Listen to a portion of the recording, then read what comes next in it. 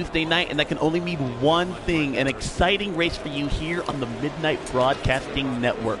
Joined with me in the booth is Trey and Son. This night we are turning right. Yes, we have 7 corners to navigate here tonight. We are at Watkins Glen International Speedway, located in beautiful upstate New York, And these guys are not only going to have to contend with their race car throughout the race, but right and left turn throughout.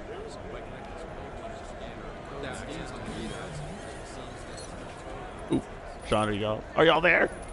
Yeah, we're here. Yeah, it's gonna be a trip. One of the tough tracks you see on the scheduled day. Most guys will usually just turn left. Now we gotta make that right, and you will see a lot of these pro drivers. They're gonna be fighting the cars. Cause now you ain't gonna sit the car just to make left turns. You gotta make it to set up for the balance going left and right. So you might see some guy maybe struggle to get a race, but maybe come in later in the run.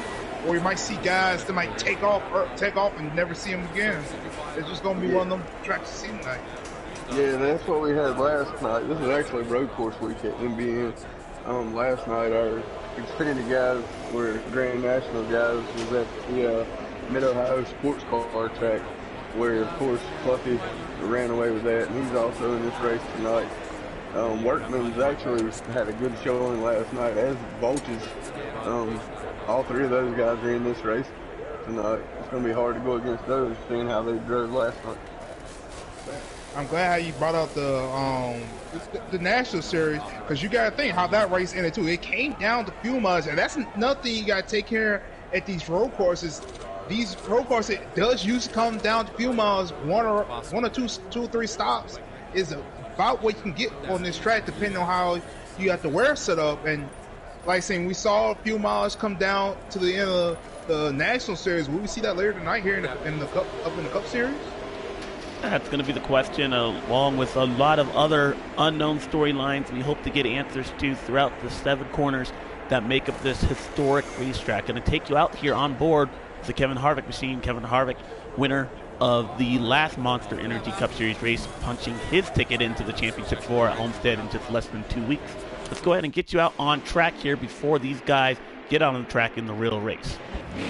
A lap here takes you in excess of just over a minute.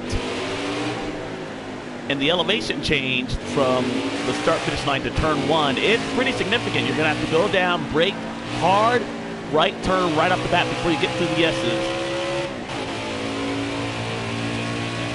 Once you are able to do that, so the car's going to want to swing wide, and this is one of the fastest race courses we go to, almost upwards of 180 miles an hour before we get to this bus stop here, turn 3 and 4. Those that are going to be able to navigate those turns are going to be able to use those rumble strips to their advantage before we get to the carousel. That's turn number 5. You see that red line right there. They're going to have to brake, use that, get it in gear. Then once they get out of the carousel, they're going to punch it up through the gearbox before a hard left-hand turn for turn number 6. A misstep anywhere on this racetrack can send you into the gravel pit, and that means you're going to be losing time. And then turn number 7 here. One more right-hand turn. Want to be in the 2nd gear usually before they're up on the front straightaway. And that is a lap here at Watkins Glen. Now, again, I did mention these guys are going to go upwards of 180 miles an hour. They'll be crawling at some parts of the speedway, some of them almost 60 miles an hour. Like saying, the 2 corners you're going to be looking at most of these races, turn 1 and the bus stop. Those are the known passing zones here, really. Mostly you want to do is like outbreak your opponent. Those are nearly calamity corners, especially that bus stop where, like saying, that's about the fastest part of the track. You can be reaching nearly 180 about, and then you had to get on hard and brake and stop down. And just either some of these guys they'll be 2nd gear, or most guys on the preset will go 3rd, and that's going to be a little bit tricky. Some guys may get loose when they downshift, or maybe get on the brakes hard, make this one turn get right. And like I said, that's something we're going to see. There may be calamity corner, or we might see spectacular moves making passes through the corner. And you know, new for this game that we've been talking about all season long, it's the tire wear factor. These guys are going to be having not only to get through the gearbox and up through, making flawless laps, but they also got to worry about tire wear and how that can play a factor toward the end of this one. Yeah, tire wear is going to be the big key in this game now, especially in these league races. Where last game it was all about fuel. Now it's more tire wear. Guys, do you want to push it hard now or wait till later in a run to make a run for the lead or make a run for position? It's all depending on how you got your setups going and everything. Son, a number of these drivers are on a controller. A number of these guys are on a wheel. Is there any advantage to either of these guys on a road course? A lot of times you'll see people that are on steering wheels. Mostly some of them change back to controller on Heat 3. Heat 4 I haven't seen too much of that. Everybody's staying true to what they're running. These guys, some of these guys are hitting 104 for lap times. You're going to have guys that are running 106s all the time. So it's going to be interesting to see who gets out front and who's staying in. If these guys running these times like this. And again, it's going to come back again. Do you rather have a fast car and know you're going to get the big lead and hopefully your car hangs on? Back it down, or would you rather have that slower car that you know you can stretch it a little further and hopefully, like say, you get them long green flag runs that may help you prevail you to save enough to stretch it long enough to go to the end of the run? Yeah, we got our invite from Slade here. Gonna real quick give you guys the full race breakdown for today's event at Watkins, Glen. Again, the first road course of the season here for MBRN. Let's take a look at the quick race settings as they get up to speed, and we'll give you the qualifying order as we join in. Quick race settings, again, these guys are all going to be on custom race setups, so we expect the difficulty to be upwards of 105. Full damage is not going to be on. These guys will not have to worry about damaging the race car. However, the race length, 50%, that's going to be 45 laps. Tire wear and fuel consumption will be at times too. These guys will need to make a pit stop here at some point in the race. They will need to be able to conserve their tires, and we did see how fuel strategy played in the Xfinity race not too long ago. Will that be a factor later on in this race? We are about to find out. Flags will be on as well. Multiple race stages, again, 3 stages. I believe the first 2 stages are just shy of about 12 laps. Then we have a full about 24 laps to go on that long stage run, and they will need, again, to make a green flag pit stop during that final stage. Let's go ahead and get you up on the racetrack here. Trey and Sean, you guys have been following this, and I want to apologize for missing last week. Again, I've just had a lot personally going on, but I'm glad to be here with you guys. But we do expect to be an exciting race. Who do you guys have your eye on as we are about to get the green flag here at Watkins, Glen? Fluffy, of course, winner last week. Actually, winner yesterday. Oh, they lost somebody. We got to back out. But, yeah, I'm picking Fluffy. I know that's an easy pick. Go ahead and get that out of the way. Hey, well, when you get another invite, can you send me one, please? Oh, you never got an invite? No. Oh, okay. But like saying, you know, you can't count on Fluffy. I know he says he's not a road course racer, but I'm going with Keffer because he's like I say, if he can keep his car clean, be there at the end. Don't count him out.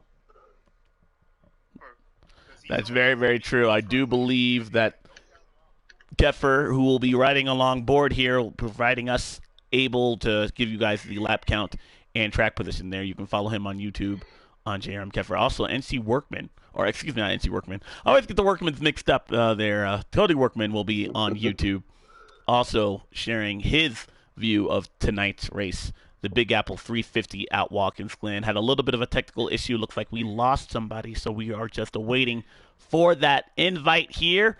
But on NASCAR Heat 4, I'm excited, guys, because this is the great unknown. These guys have not been able to run on a road course, and it is different from NASCAR Heat 3 in the fact that not only do we have tire wear here, but these guys are using custom race setups, and they're going to be doing something that they haven't been doing all season long, left and right turns. That does throw a wrench into some of these guys who are usually stuck on pavement just turning left.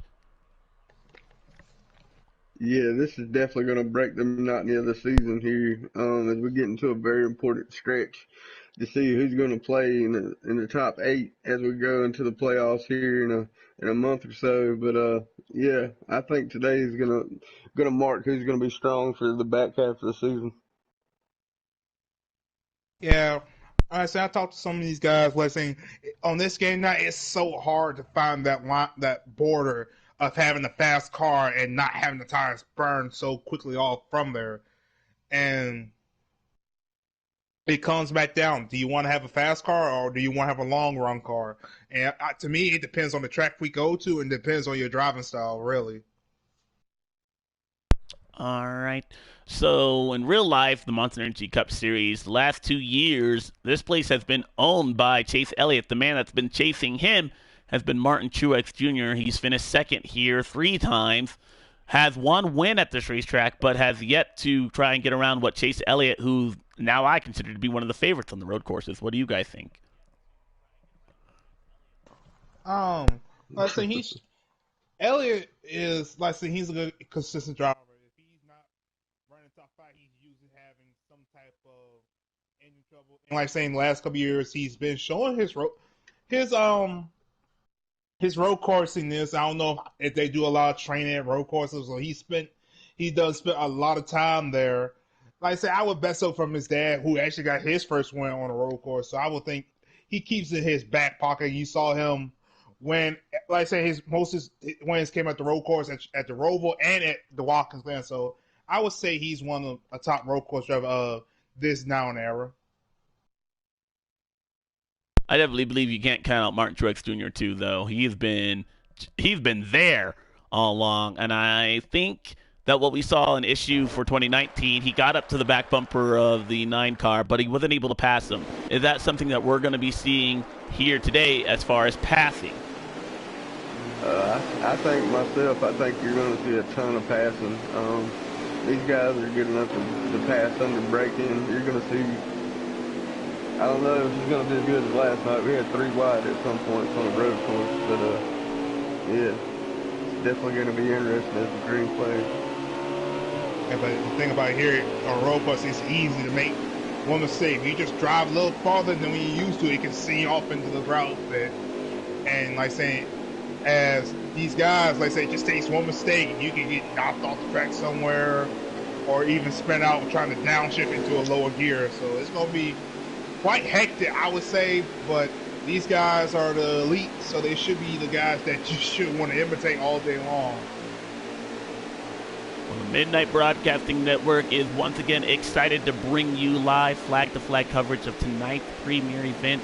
Again, the Big Apple 350 here at Watkins Glen. On the pole is going to be Jobs in that 24 machine, followed by the 17 of Fluffy. The rest of the field following behind suit. Again, you can watch us here on YouTube. Fluffy, JRM Keffer and Cody Workman will be giving us in-car camera reviews that can also be seen on YouTube through their respective channels. Guys, we are 1 corner away from the drop of the green flag here at Watkins Glen. I'd like to mention that actually J-Mons is the number 9 car. He also has a YouTube channel, as I think Jay Hyper does too. Alrighty, the green flag is out, and the first right turn of the season is here. Jobs gets a good run. It says midnight somewhere. We're going to go green flag racing here at Glen up here in New York. And we see the 24 and the 17 and now going side by side up through the L's. Up through the S's, and there's a big wad of cars in the back. They're side by side trying to get all sorted out through the S's. And like I said, that's not part of the track you want to be side by side through as they head down to the bus stop. 24's got a big lead as they head into the braking zone. Can Fluffy close the gap from right here?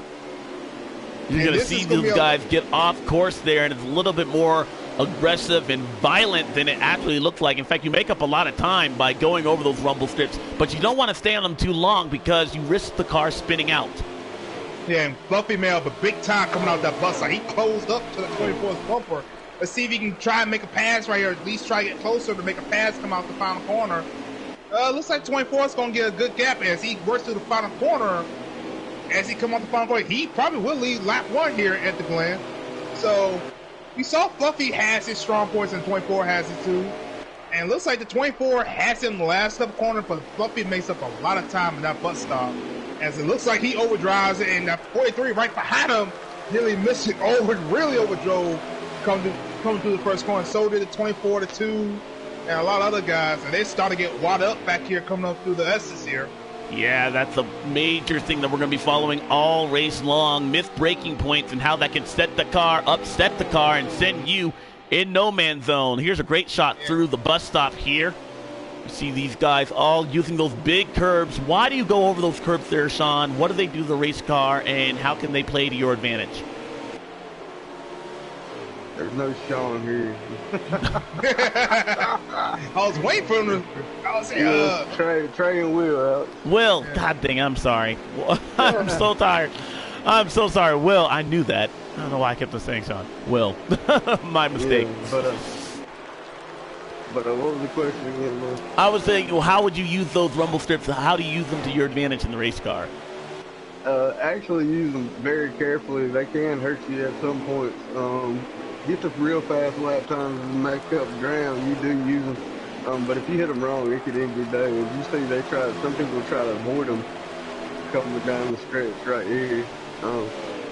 I think it's all depending on how you got your setups are. If your setup's like kind of like not ready to absorb bumps, you want to stay away from. But if your setup's got a little gimme into it, you might want to ride them. It helps make the car turn just a little bit. But if you get all the way up on them, it will make the car two-wheel, and that, like I say, it will seem flying across track either into another car or into the sand trap. So you're going to have to watch guys maybe try to avoid them early in the race, but maybe you see them at the end of the stage, end of the race, you might see them be a little bit more aggressive on them, try to make up some time from there on. Riding along with the 48 car, Max Boost 27 here. He's in the 5th position, going to try and make up some time on that 3 car. You see Mark RPM just in the 3rd position right there. Those are your top 5 competitors. Oh, sounds like trouble. Yeah, the big impact and damage is on this machine. So, excuse me, I just spoke earlier. I did not know damage was on, but JRM Keffer has made considerable contact.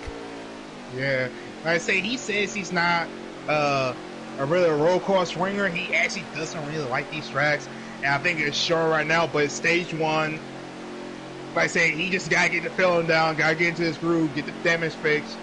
Hopefully, he doesn't go. Like I said, being this track is so big, hopefully he ain't got that much time and damage. He'd be at least able to stay on the lead lap and try to make a bounce back in stage 2. Well, there is some significant damage there. The radiator, I would say upwards of at least 20% or more on that race car. If you're familiar with the damage model here on NASCAR Heat 4, a front impact like that is going to take some time to work. It looks like he did just fix the damage. He might have taken 4 tires in Sunoco fuel, and we can actually ride along on board with them. Right now. What's great about Watkins Glen is that it's a road course, and you're not going to lose a lap here. So like you said there, Trey, you're not going to go down. But he can look and see his teammate right behind him. Yeah, so like I say, he got a teammate behind him. He's got a big enough little over fluffy. He could probably lose a little time. And hopefully, like I say, ride us out to maybe they get a caution or just ride out to the end of the stage. But 24 is make a little time. Even if the 88 does go a lap down, like I say, he's the only car to be a lap down. So if nobody else makes a mistake, he can get his lap back at the end of the stage. So that's another thing he can probably count on if his teammate gets up to his bumper or gets under pressure of that 17 of Fluffy. So, and this is kind of real life or fake life imitates real life. Alex Bowman had a mistake here on the Roval, the last road course that we went to for the Monster Energy Cup Series. He came back and drove his way up to second, making sure that he advanced to the next round. So the 88 car might be damaged, but do not count out JRM Keffer. I've seen magical things happen out of that 88 machine. I expect to see it happen later on in this race. Let's go back to the front. I'm on board with the 8 car of Sloppy and the 95 of the Bear. They're going at it back here. Looks like Bear got a little loose, come off the final corner, and they'll let the door open for Sloppy to take position away. Let's see if Sloppy can pull a little away. It looks like the Bear is kind of struggling. Car looks a bit loose on him. Maybe it's getting a little bit more tailspin than he like. Let's see if he can try to run the 8 car back down. The 21 car either is a scheduled pit stop or unscheduled pit stop. You can't get really loose and hit pit road coming off that corner, but I think this is more of a scheduled pit stop here. So maybe Keffer's not in that bad of shape by pitting out of order. Yeah, and like I said, that's what I'm saying. This race can come down to strategy. Like I say, in real life, some guys may just do 2 stops. Some guys may do 3 stops. Like I say, some guys may thinking about the big picture, not really thinking about stage points, just trying to get to the end of the race, or just try to get in their spots to be in the third stage, to be in the right spot to help get the win later on. Yeah. This battle between the 95 and the 8 car, you see the 95 off course right there, and he'll lose a little bit of time to Sloppy Joe in that 8 machine. But this is a battle, I believe, for the 8th position on the racetrack. Wow, you see the 95 car just drive it in there, but then get really loose out on exit of the corner right there. Still maintaining that gap, though, with the 8 car Sloppy Joe. Yeah, you still got the 88 Keffer actually right in front of the 24 car. Joe's right now in danger of going a lap down coming out of this carousel here. Yeah. As you see Fluffy's going to make the ground. It looks like Fluffy is closing the gap to that 24 car. So, like I say, you might say if the 24 have a little bit bigger gap, he knows the lead won't get short. He probably would help his teammate and help him stay on the lead lap, but he's got that 17-4 coming up fast and in a hurry. And hope, like I say, I don't know if they're all in the same chat, but Pep will probably let his teammate go and just drop back. Like I say, it's still saying he will be the first car one lap down. So even going lap down, if he can just keep that being the first car one down, he will get his lap back at the end of the stage, or if we get a caution here. And the end of the stage is actually coming up here, not this time by, but the next time by. Just 9 laps will be the end of stage 1. And you see Slade up there. That might have been an unscheduled pit stop. Maybe he wasn't happy with the handling of that race car. And you see him just out of camera view just in front of the 24. I don't believe he'll be in danger of going a lap down. And that's good news for the 88 car, because that means he will get his lap back under the stage break. And like saying, even if he goes like that now, he can test the car, see what it's doing, or maybe just try to ride behind his teammate, see what his line is. Maybe he can help him to be later on once he gets his lap back. Maybe try to figure something out later on in the race. Job's having a great day so far. Started on the pole, has led every lap so far. I see him a little loose off the corner, but he will go and win stage 1. And excuse me, that is the end of the stage, because we were following along with Jason Keffer. He is a lap down, obviously. So that is the end of stage 1. Fluffy was not able to attack and get that precious playoff point. But stage 1 in the books, and now these guys will go to the attention of their crews to try and make some handling adjustments to try and keep up with the 24 car, who set sail that entire stage. Yeah, and like I say, now another question, will we see some guys in the back of the pack may play a little strategy to maybe try to sell? Because like I say, Slade, who pitted, he may be able to stay out a little on the stage, maybe stay out, lead some laps, maybe have a shot to win the next stage if he wants to, because he pitted a couple laps earlier for some of these guys. But it's that risk versus reward. Do you want to stay out and possibly get the lead, get that track position, or come get them 4 fresh tires? And that's a great point you bring there, Trey, because again, with Watkins Glen being so big, the leader, keep in mind at the end of the stage, pit road is closed at 2 laps to go. Once the leader crosses the stripe, 2 laps to go, NASCAR considers pit road closed. But these guys, maybe they decide that, hey, I want to get that track position at the beginning of the next stage. Will we see anybody short pit here to do that and try and upset what's been the 24 car who's been handling? Like I said, with Slade, he went from the second car, last car in the lead lap, to about nearly 3rd or 4th on that restart. But he's going to lose a lot of time as he's starting outside. He might have backed off, gave room, because he knew he probably didn't like that. The first corner, maybe try to let the field get spread out. That's when his probably car might be able to come alive from. But he's under attack right now. I think he probably maybe took 2 tires, vice versa. Some of these guys that might took 4. Ooh, taking a look through the bus stop there. Contact between the 95 and Bear and the 1 car, DWH. Ooh, around into the inside wall of the carousel. Voltage getting under attack from the 9 car, way off the corner. That would be the 6 car, Marcus. I don't know if Marcus may got on the apron, had tried to correct it, and Voltage just giving him room, and DW may got a little loose, hit the rumble strip going to the carousel, the bus stop, may upset the car. He was just trying to gather it through the bus stop and just got under attack from the Bear, and that just sent him. That still made the car really upset. Now he was just hanging on for dear life. 17 of Fluffy there. This is the closest he's been to the back bumper of the 24 Jobs. You see the 43 car. He's been keeping pace steady in that 3rd position. Not been able to have anyone go forward or back from these top three, but the action, fourth place on back is heating up. The wall. Yes. 95. He did. He hit the outside wall out of the S's, and Baird's going to lose a ton of positions because of it. Yeah. He's got a lot of damage on that side of the car. That, I don't know how bad that might hurt him. Oh, Jay Hyper way out of shape in the bus stop. Oh, the Baird and 88 just got into it coming through. Yeah. The bus And there is damage on the 95 car. So how will that now handle both right and left?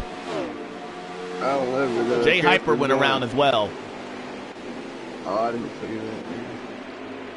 I'm going to tell you, a guy that's making some big moves right there, and the real racing's coming from the number 3 of Workman, him, Sloppy Joe, and Max Booster. Really, 43 really just overdrove turn 1. He did, and he's going to lose third, hopefully not fourth, as Sloppy Joe tries to take advantage. He will not, but the 43 car did overdrive turn number 1. That's the first mistake we've seen out of that car.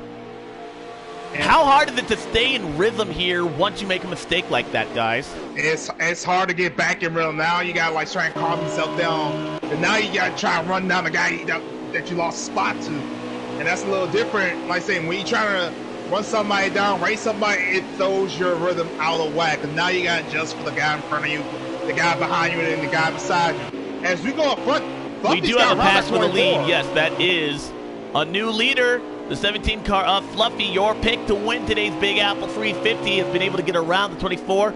Now the 24 car, is there such a thing as dirty air at a road course?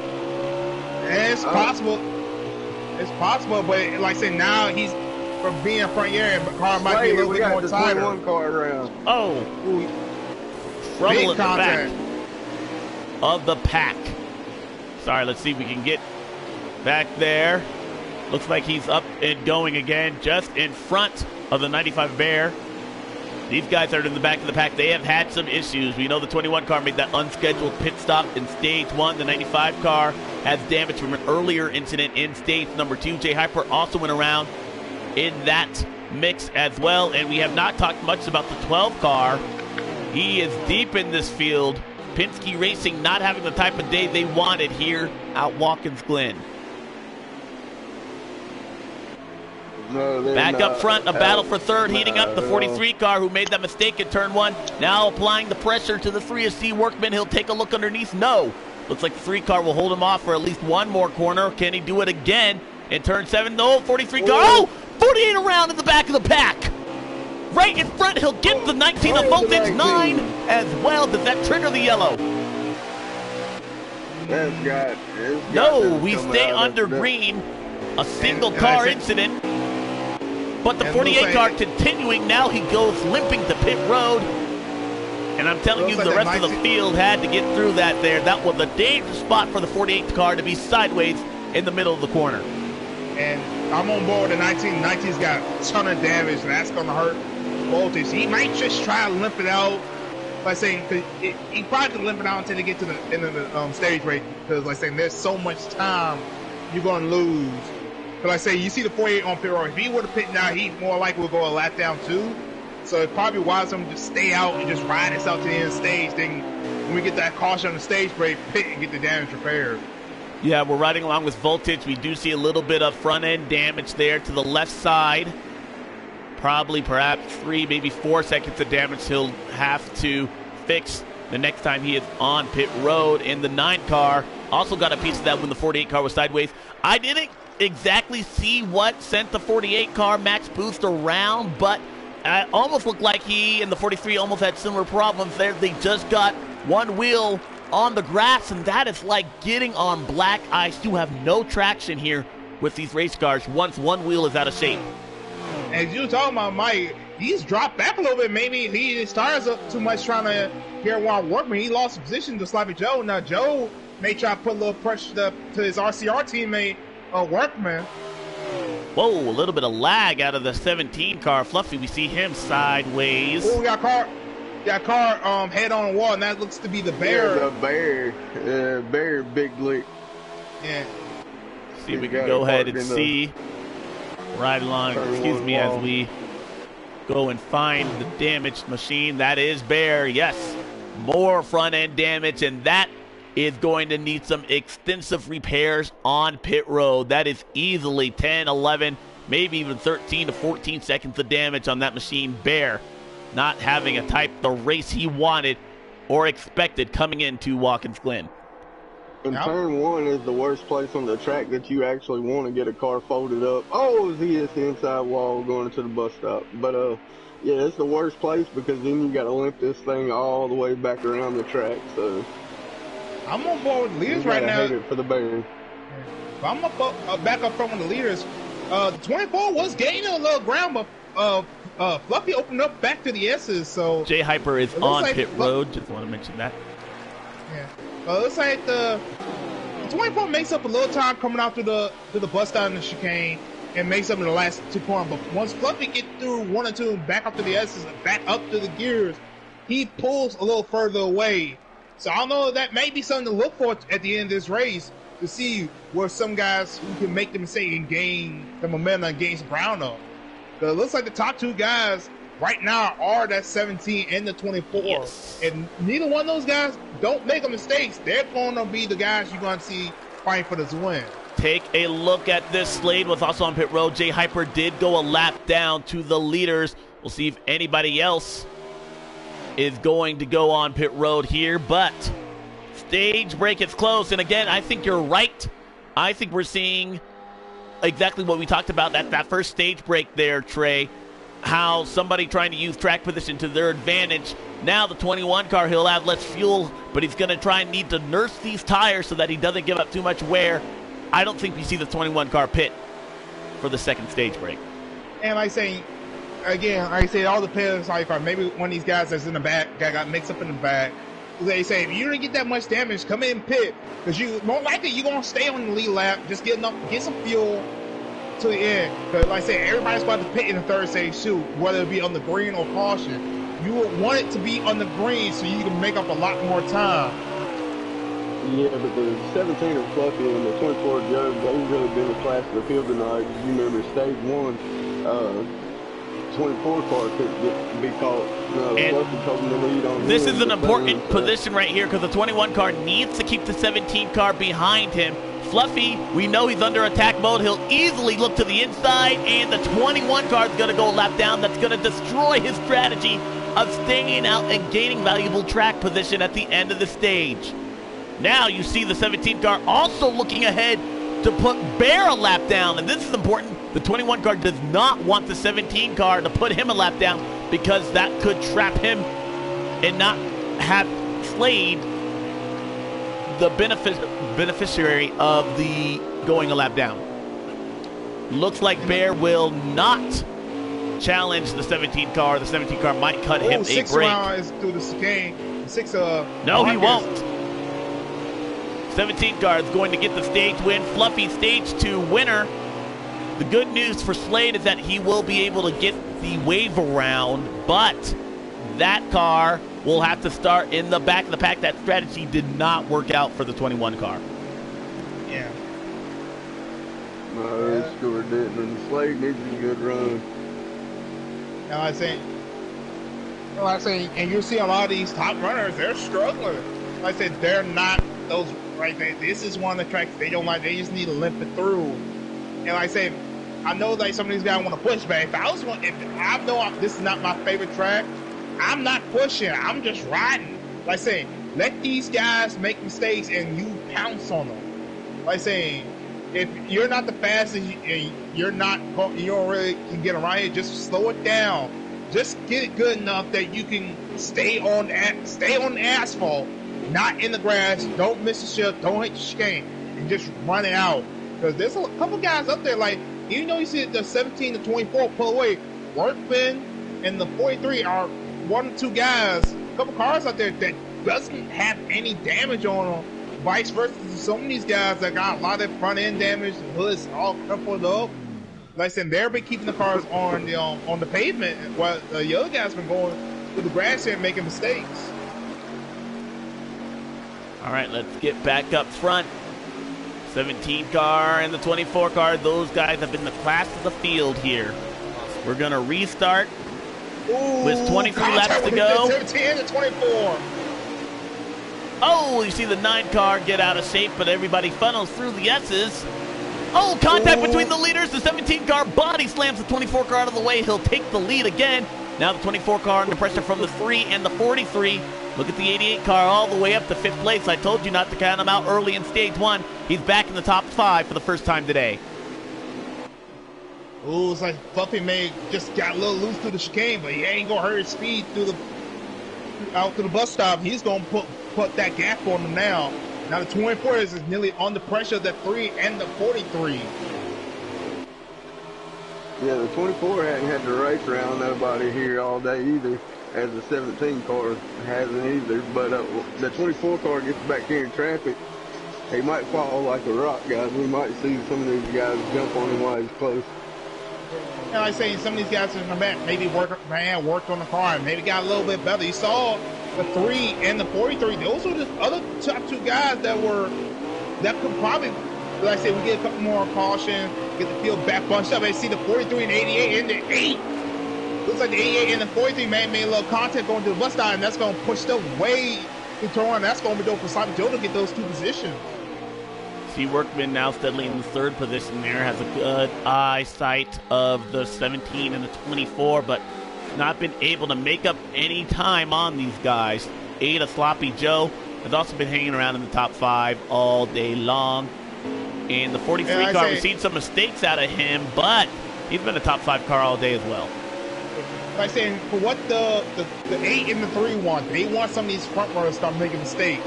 Even though you haven't seen all day, it only takes one big one. It just takes one. Missing a braking point, overdriving the corner. That's going to open the door for those guys to close that gap and get up front and race these front runners. And like you said, Will, some of these 2 guys they've been racing each other, but they haven't been in the pack. So you never know. Once you get like side by side with somebody, you can't brake like you was doing by yourself. You got to readjust yourself. So that might be something to see if they get, like I said, we get a late race caution, playing some strategy. Oh, the 12 car, Big D Destroyer around. He'll collect Marcus Zeta. Both cars hard into the inside and outside wall, back of the pack. Yellow flag is out.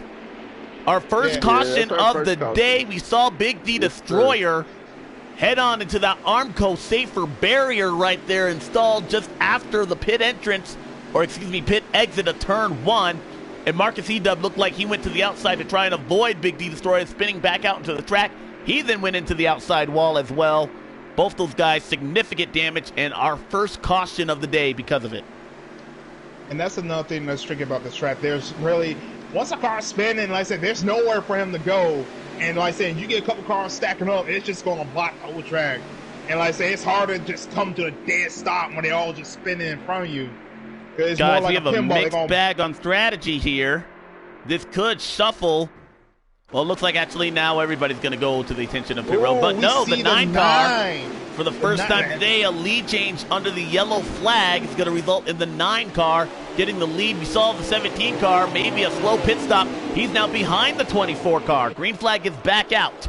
Ooh, 24 sent it down into turn 1. 18 laps to go. Clear contact with the 3. That's going to let Fluffy get to the inside of the 9. He's going to try and lean on him, but you can't go too wide to the S's here.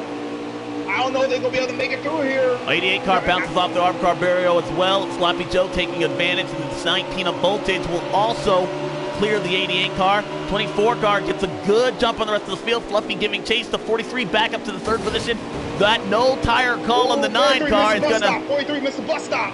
Oh, that's going to stack them all up in front of him. It does. See, Workman got the back end of that one. The 43 car gets going, and now the leaders are under pressure. The 24 car sees a mirror full of the 17 behind them. I say, it seems like Workman can get out and clear and seems to pull away. But Fluffy can't. It looks like he just got a little bit of a better long run car. And like I say, he needs this thing to keep going green so he can make a bigger run and catch that 24.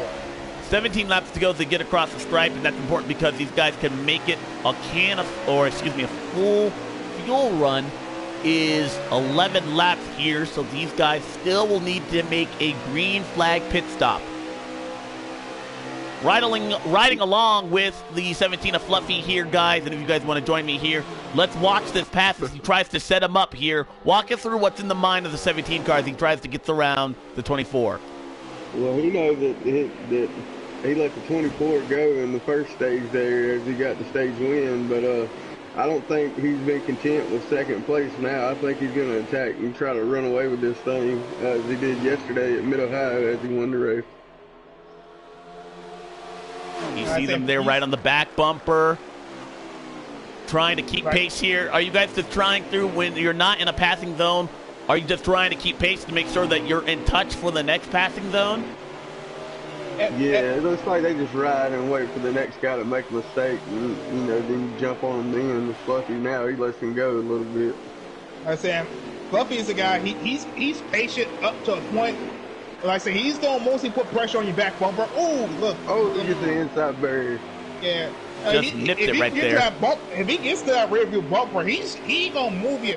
He's just gonna stare at you through that windshield and just wait for you to make that one mistake. And he's going to pounce on it. He's going to drive away from it. Yeah, he's very clean. He ain't going to force anything. But if you make a mistake, he will be there. Yellow flag is out. Second time of the day here for a caution. Don't know exactly who that was. But NASCAR filming the need. Oh, damage on the 95 and the 19. So I'm guessing an accident there. For both these guys, that is their second incident of the day. Bear with significant front end damage once again. And the 19 car looking very similar as well. Both those Toyota Camrys out of the Joe Gibbs Racing stable and affiliated there. Going to have to go to the attention of their respective crew chiefs and crew on pit road here. Now, with this pit stop, this just might take fuel strategy out of the question. These guys are going to be right at the edge of their fuel window. I'm saying if you're a guy in the back, I'll come and get 4 tires. That's going to make a big difference. But these guys up front, they might want to stay out and try to gamble, hope for another caution so they can make it. One thing that's got to be frustrating here as the leader for NASCAR Heat 3 and NASCAR Heat 4, what's been through all of the NASCAR Heat games, is that you don't get lane choice on a restart, and that forces the guy on the outside that starts first at Watkins Glen to the outside lane, and that's not necessarily the place you want to be heading into turn 1. Looks like the 24 car, though, is able to get in front of the 17 car. A defensive line, he wants the inside, but Fluffy's going to challenge. They're going to be too wide. Who's going to give in the bus stop? Side by side, 43 car trying to make something of it as the 8 car, Sloppy Joe, gets his name into the mix. Looks like the 43 car backed off of it. 8 car way up to the shape. To the 17. That's going to wash him up the track. And like I said, these guys that have been in the back all night, they're going to try to make the moves now in the late race. They're going to try to put pressure on these front guys, make them work to keep that second place spot. But I say they haven't been in traffic, so if they can just stay with them and just get a little bit racy, they might be able to help try and close down. But the 24 and 17, they're starting to put a gap on them right now. I do believe you saw a little bit of respect out of the 17 car from the 24 car, especially that's on that bus stop and on the initial restart. These guys have 12 laps to go if they come off cry. Ooh, you see the 17 car just nip that outside wall again. So these guys are going to be 2 laps short on fuel. Again, a green flag pit stop will need to be made. Or do you just come in, or do you try and save fuel? You're going to see all a mixed bag right here. You're going to see some of the guys that's in the back that, they've not been up front. They know they're not in front buddy, first runner car up here. So you're going to see them try to maybe slow it down a little bit and let this thing in, no stop. I say if I'm the guys in the back, I'll stop. To be honest, if I got shipped second, I'll just leave it in third. If I go in third, I'll leave it in fourth. And at that point, you might as well just leave it in fourth and don't shift the ball. Just save enough fuel. You might not get to the front, but you may gain a couple track positions while some of these other guys are either running out or pitting. So that's something. How do you save fuel at a road course besides not shifting here? Are there ways or something you could do on the controller that can help? Saying is more just not braking. Let the car back the corner up so much that you're not really braking. You let the car just slow itself down to the corner and just let it roll through and ease back on to the throttle. Really, that's the best way. But like I say, the best way of save fuel, or just either leave it in third or fourth gear and just let it slow itself down. I will say we haven't seen a change for the lead up front, but we're seeing a lot closer action from the rest of the field. That tells me that these guys are just laying back ever so softly, perhaps trying to, in the back of their mind, thinking that fuel could very well play a factor. Now, we've seen 2 cautions in this stage. Are we done with the yellow flag? Yeah, I'm not so sure of that. Like I said, being at the road course, it's going to be tough. Some guys going to try to drive it hard and try to gain that position and hope make the other guy use up his tires, use up his fuel, and make a mistake. Oh, something happened there. Excuse me, I'm seeing a bunch of cars actually jump back and forth. It looked like the 24 had an issue right there, and I don't know if that was just on my screen or if that was on everybody else's, but that took my breath away. Might have been, but he opened up a big gap between him and Fluffy, or Fluffy just backing up just enough to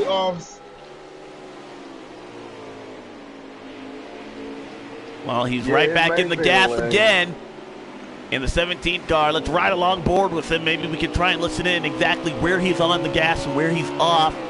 Keep your ear to the RPMs of that engine of that Ford Mustang. I'm listening to it. It looks like he's just really going to third gear. He's not really trying to go into second. So he may be saving just a little bit of fuel, but he's still making a hard run towards that 24. Trying to make sure, and that's great. That's great visual information that we can give you, because we can actually hear, and you can tell when a car is shifting. And right now, I think you're absolutely right there, Trey. I don't hear that car going to third or fourth, second or first. Yeah, and like I said, that's the little thing you can do to help save fuel. But like I said, he wants to keep putting that pressure on the 24 to really say, hey, I'm still here. Don't forget about me. But you also got to realize, okay, I need to save a little fuel too myself to make sure I can get to the end of this race too if we don't get another caution. He is right there, but he's just keeping pace. He's going to be right there to that bumper, so he's letting the 24 know, hey, man, don't make that mistake. I'm still in your back mirror. Taking a look at some of the guys in the back of the pack. See the 3 car in 5th position there, see Workman. And like I say, 48 car has rebounded nicely after an earlier spin and starting deep in the field on that second stage, or excuse me, the third and final stage. He's been able to rebound back inside the top 5 as well. Like I said, I'm gonna follow Sloppy. I'm gonna ride with him. Like I said, he's just kind of in that middle position. Like he can save, and like I say, you know, you're not as fast as those front guys, but if you can just stay in front of those guys in front of you while, like I say, not shifting a second, maybe run 2 or 3 laps in third gear, then start going back to nowhere, maybe save maybe a half lap, quarter lap, just a little bit during this run. Just enough to know, hey, I'm got enough fuel to make it to the end while these other guys may try to save later in the run. I can push and try to run them down while they're saving. Yeah, and you got to think about risk versus reward. If you're in that strategy, do you commit to it early, or that's something that you can switch into maybe late in this run? Well, it's kind of hard to tell depending on how many laps of fuel you're short by. 1 or 2 you may be able to do in later on, but that's like 2 or 3 laps after the green flags drop. So, and you don't want to run out of fuel here on a road course, because you're going to make it back because it's a game, but it's going to take you a ton of time to get back to the start finish line. By the time you get back around, the winner's already in victory lane with the champagne, already done his post race interview and everything. By the time you get done. Taking a look at some of these guys in the back of the pack, man, just disappointment all on these blue ovals here, especially Penske Racing. You see the 22 at Diesel, he's not been up inside the top 10. The 21 of Slade hasn't been able to rebound after trying some earlier strategy, and the 12 car who was involved in our first caution of the day. 17 pulled up on the side of the 24. Thought we was going to have a lead change here, but he settled back behind him now. BC Racer did too. We haven't talked much about him at all today. Just a terrible day for this Mustang right now. Some tracks people are born with, others people are not. I know that's me with Sonoma. I cannot for the life of me get around that racetrack at all, and it looks like some of these guys might feel the same way about Watkins Glen.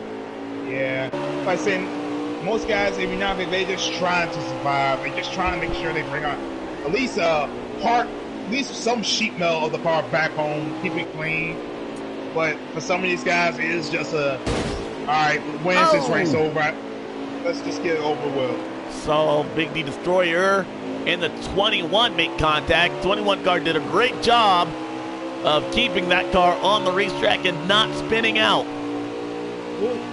Yeah, DW's actually DW and J-Bond are having a pretty good day right outside the top 5 right now, running nose to tail with Marcus E-Dub in tow. All right, guys, so we are just coming to 5 laps to go, I believe, this time by. And these guys, fuel has got to be on everyone's mind. We know the 17 car, he's been fast enough. He's been the only car to pass the 24 car under green and is keeping in touch with that bow tie. Very yellow bow tie up front. Yeah, Marcus E-Dub actually just passed the 9 and the number 1 of DW, as these guys are battling it out deep back here in the pack as the barrier starts making his way up through. See how DW actually lost 4 spots just by getting loose on one part of the track? That's something you want to try to avoid when you get deep about the end of this race here. Taking a look at our live stream, JRM Keffer has been able to provide that with us. All these guys seem to be just shy about a lap. I don't know what's in store for the 24 and the 17. Now, keep in mind, you guys said that you can do things in the race car by not shifting. I don't know if these guys also have a clutch with them, but you can put that car in neutral, and you could also save fuel that way as well. It's going to come down to the wire, and somebody's going to run out of fuel here, guys. I don't know who, and I don't know when, but keep that in mind on the last lap. To be honest, I can't tell if these guys are saving or they're trying to race each other, because they've been nose to tail for a couple laps now. Fluffy's been content right now, just be like maybe a couple tenths behind him. He hasn't really made you see him peek his nose in there to make a pass tip, but he gives it back to him.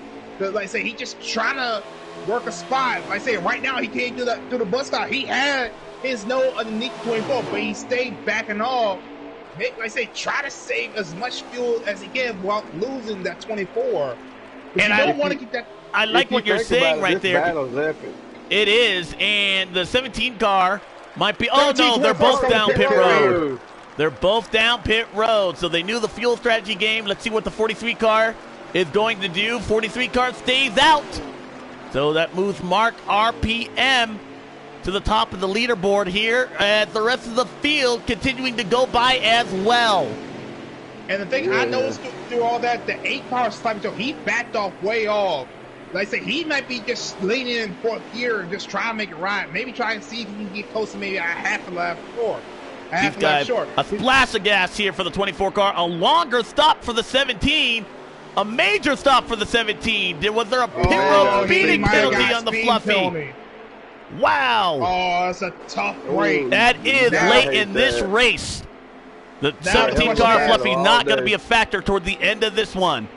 Let's go back up front and see where Mark RPM is, and if he decides to go down pit road this time by. And I'm going to tell you, of all the guys that stayed out, the guy that's got the best chance is Keffer with the gear shift with the clutch, as he's able to save a little more. He's in the 8th position. Guys, so. Mike is in. 43 car is bailing on that strategy.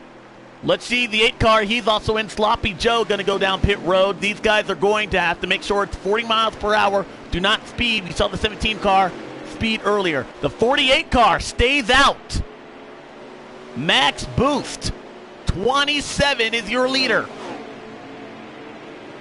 JRM Keffer also staying out on track. Hendrick Motorsports, 2 laps to go. Justin Bond's also on track.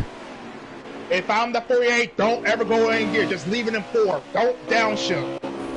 Just leave it in 4th gear and just Marcus hope for the E-Dub best. is in.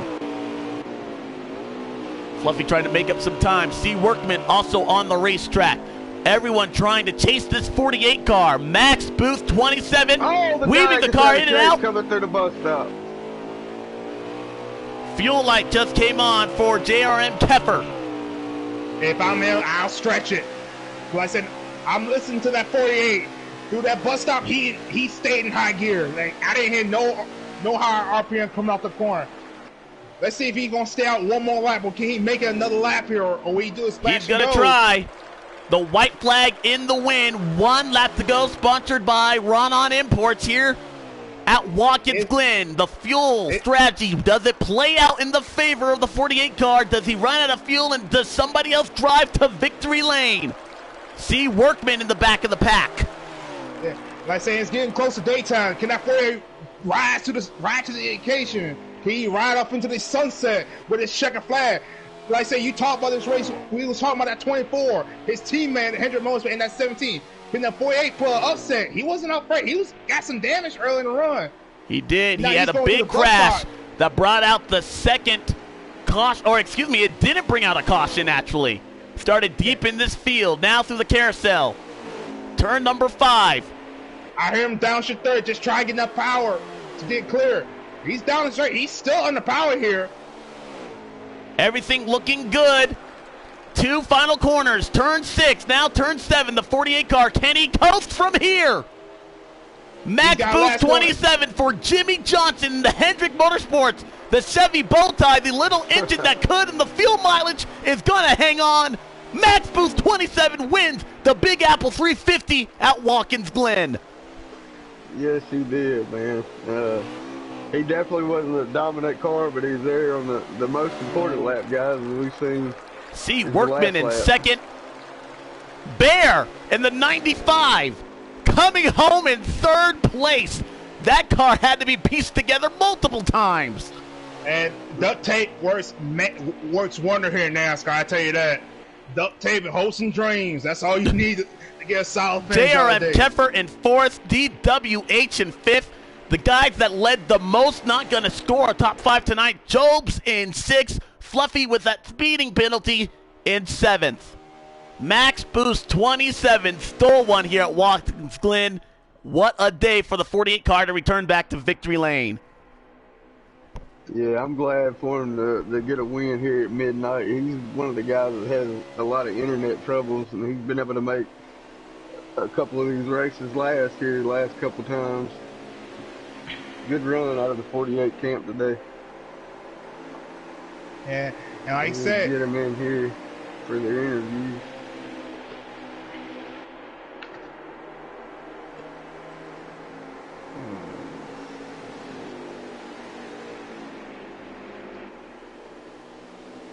I need Max Booth. Who else do I need?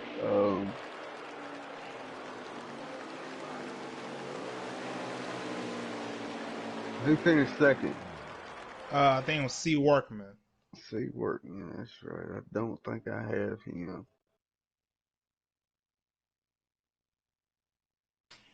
We'll go ahead and get the winner in here.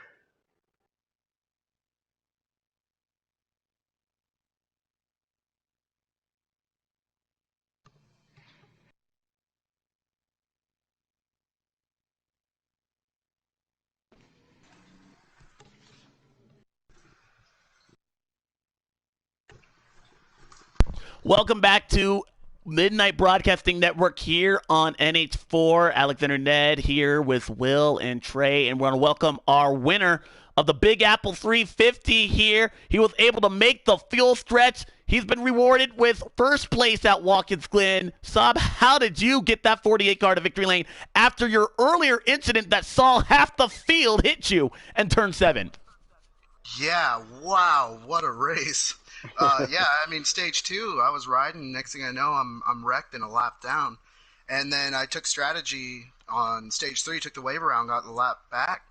And cautions came out perfectly. I looked at my fuel about 8 laps ago, and I was like, oh, it's time to save. And you know what? Next thing I know, everybody started pitting, and here I am with the number 1 on my screen with little fuel left, and we did it. It was amazing. So you used you yourself being in the back of the pack, you were able to save a little bit of fuel right there, but walk us through those final laps, and did the fuel light even come on? Oh, yeah, it was on. I was checking the dashboard view. It tells you, like, a number value of the fuel, and on the straightaway, I was at 1. And it was sputtering, and it was just, oh, my gosh. My heart was beating. Wow, well, you've ended a 2-year drought for the 48 car. Hadn't been to victory lane since 2017 at Dover. Now, with a win in the bank, how does this change your season, and what are you looking forward to next as you contend for a championship here for the Pocono Raceway Cup Series? I'm looking to actually start finishing races. I lagged out of the first 4 races of the season, so now I'm in a hole. I got to dig myself out of it. So you're going to see the 48 car in the top 5 a lot, and hopefully running up these wins too. So going forward, going max attack. Max attack. All right, well, that was Saab here in the 48 car, Max Boost 27, who had a great strategy after crashing earlier in the day. Want to bring in our third place winner here. We're trying to get Workman, who did finish second. We'll get him up in a moment. Hold on, I just want to make sure that we were able to show this 48 car here for a second as well on screen. Great job there, Saab.